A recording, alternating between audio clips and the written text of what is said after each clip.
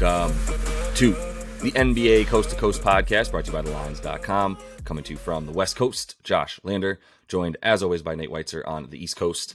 And it's Wednesday night with a 10-game slate here in the NBA to choose from. Nate and I are looking to stay hot since the end of last week. Got a couple game videos up for you and our player props as well, so make sure to like and subscribe to that page. Also head to thelines.com. You can check out all the great written content we have up there for you guys all season long, and use that odds finder tool we have up there for you guys. Make sure you're getting the best odds available to you from those U.S. sports books this season. Nate, let's go ahead and get into this 10-game slate and then talk about this first game, the new look Dallas Mavs in Denver. Yeah, first we got Spurs +7 at the Hornets, 243 total there. Bulls are +2.5 at the Pacers. The other game we break down, Heat in a pick'em at Brooklyn. Totals all the way down at 212 there. Pistons are +8 at the Celtics, who are on a back-to-back after their B team took the Bucks to overtime there. Nice calls by us. I will say Knicks are trying to stay hot, +3 at the Hawks. And another Eastern Conference playoffs showdown here. The Cavs are +3 at the Sixers. Both are intriguing.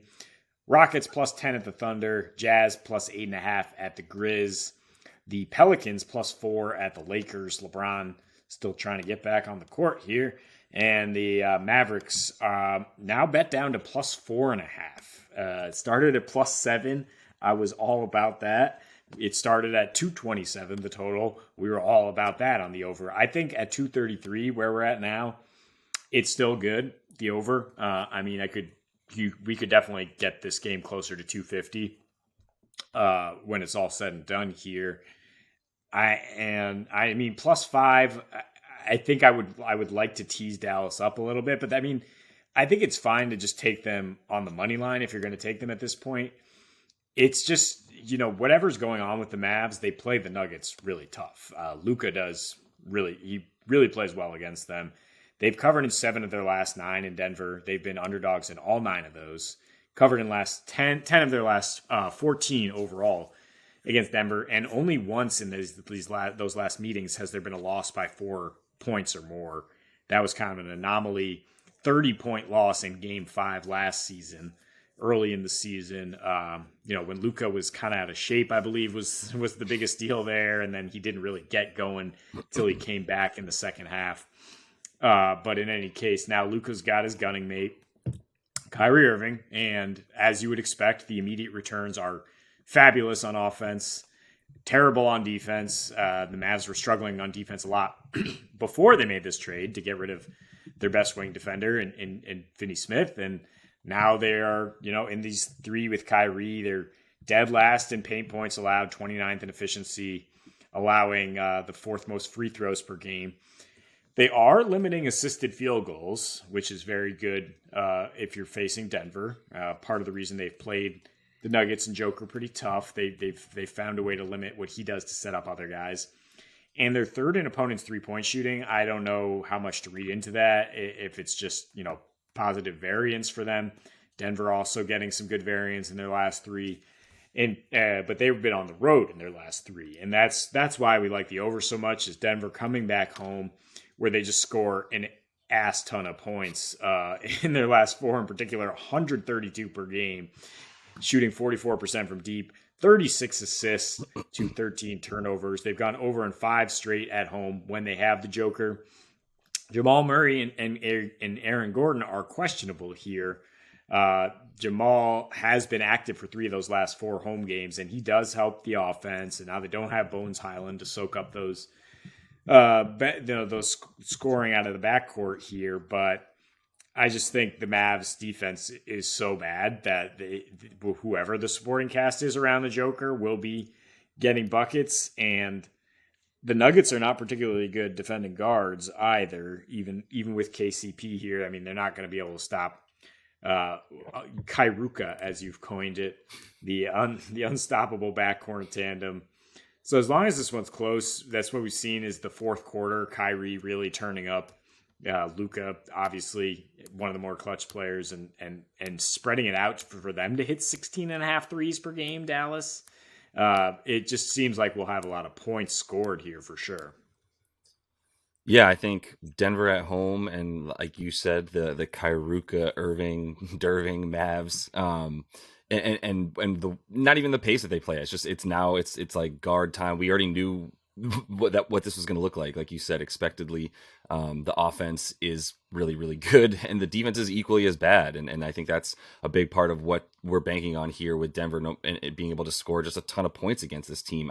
They're going to dominate the boards. Like I kind of start there. You mentioned the Joker, interesting stats against this team, right? Like the 23 and a half points in his last four versus the Mavs, only 6.5 assists, like you called as well, and then 14 boards because that's where the Mavs are going to just be hemorrhaging rebounds, probably some second chance points, definitely some second chance opportunities on offense for Denver in this one, and Joker to get most likely his rebound prop if nothing else. So it does scare me a little bit now that this is at 233 combined with the fact that maybe Aaron Gordon and or Jamal Murray don't play.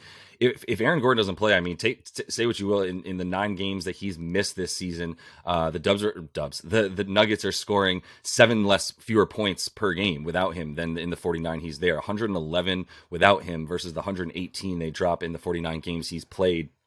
Obviously, obviously the home road splits for Dallas or for Denver are so stark as a lot of teams this season that it doesn't really worry me too much if the Joker's out there surrounded by most of the guys, especially one of Gordon and Murray, to be able to get close to the 121 that they've been dropping at home all season long, where they're making a couple more threes a game, 4 more free throw attempts as well. I think there's going to be a bunch of fouls there for the Mavs as they're trying to stop some of the length and size. Don't forget Thomas Bryant also is going to be causing problems, especially if Christian Wood doesn't play. And not that Christian Wood is an all-world defender, but there's at least another 6'11" body out there that can block out when there isn't that many guys at that size on this team right now that you trust to even put out there. So 19 and 10 against the spread, going over a bunch, and that's where the Mavs go over is on the road this season, as we've seen. Not like they're playing great defense at home, but it's just not really much more non-existent on the road this season, as they're 10 and 6 to the over when they're away dogs, and like 18 and 10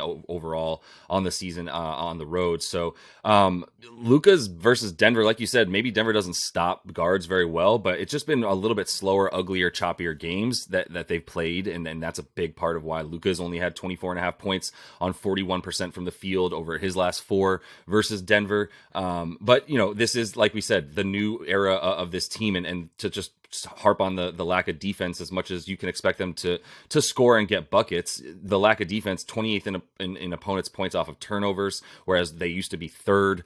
Big jumps, 25th in opponents' second chance points, fast break points, second to last in opponents' points in the paint. So it's just, they're going to be eating. The Nuggets have been fast breaking a lot as well, especially at home, where they get like 4 more fast break points per game than when they're on the road. So the whole matchup for me, I like the overs. I do want like one of Aaron Gordon or Jamal Murray to play to feel better about 233. I would take 226.5 like I already did. I would take that, over that with or without those guys at this point. I think this gets closer to 230 than anything else, but it is getting a little bit high, and I would make sure that you can jump on it a little bit early. And I have no problem with a tease in this case, Nate, and agreeing with you that getting that below 230 for the total, and Denver Dallas to be able to lose by double digits or close to it and still cover, I think we'd be pretty good with that.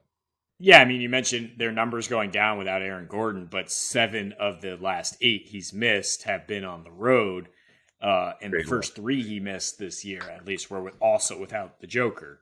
So, I mean, including back-to-back at Dallas, where the Nugs failed to get to 100 points, because of course they did, because DeAndre Jordan's in there instead of Joker. Their second unit is already better. They got Thomas Bryant in there instead of DeAndre. And it's just a case of the Mavs being a completely different team now with Kyrie Irving.